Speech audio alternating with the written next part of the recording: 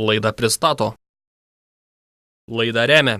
Besikūrenčioje Babilono individualių namų gyvenvietėje tik iš aukštos kokybės ir ekologiškų medžiagų statomi gyvenamieji namai pagal kliento pageidavimus ir poreikius. Babilono gyvenvietė. Laikas įgyventi savo svajonę.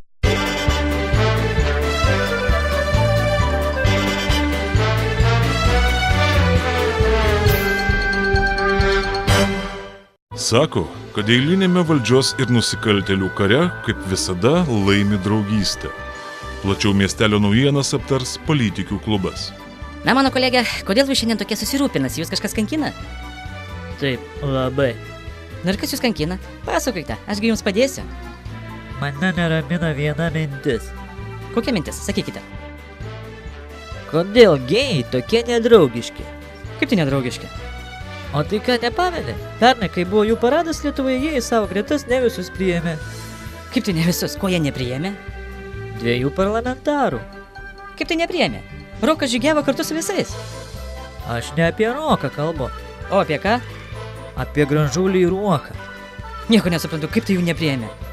Taigi matei, jie net per barikadas brovėsi iki jų, bet policija pastojo kelią. Pfu, kolegė, nusikalbate jūs. Jie ne į paradą veržėsi. Kaip tai ne į paradą, o kur?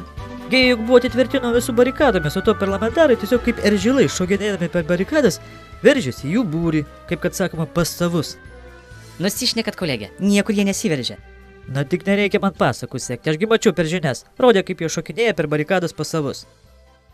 Klausykit, atsipeikit, kolegė, jie veržėsi į minę, tiksliau į tą paradą, norėdami kažkam į dūdą užmesti. Jie nekenčia paradų ir sako, kad homoseksualizmas yra liga. Kokia liga? Na, liga, kaip kad gripas. Bet kai aš gripus sirgau, mane leido eiti į žmonių susibūrimo vietas ir liepė būti atskirai, izoliuotai nuo visų. Na gerai, na, netikslus čia pavadinimas. Na, ši liga panaši ne į gripą, bet sakykime, į astmą. Astma? Na taip, astmą. Bet kad aš niekada nesu mačiusi jokių astmatikų paradų. O jie net nežygiuoja paraduose. O tai kodėl šitie žygiuoja? Na, supranti, kaip čia pasakius, jie turi skirtinės teisės. Bet jūs sakėte, kad čia liga. Na, ne liga, čia tik jie sako, kad liga. Tai ką, čia kaip partija kokia nors? O, taip, čia kaip partija. Ir jie net vėliavą savo turi. O jie dalyvaus šiuose Seimo rinkimuose?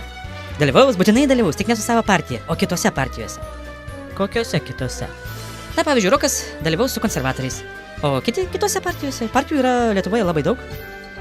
Žinai, ką aš manau, kad iš konservatorių manau tik vieną Roką ir te išrinks į Seimą.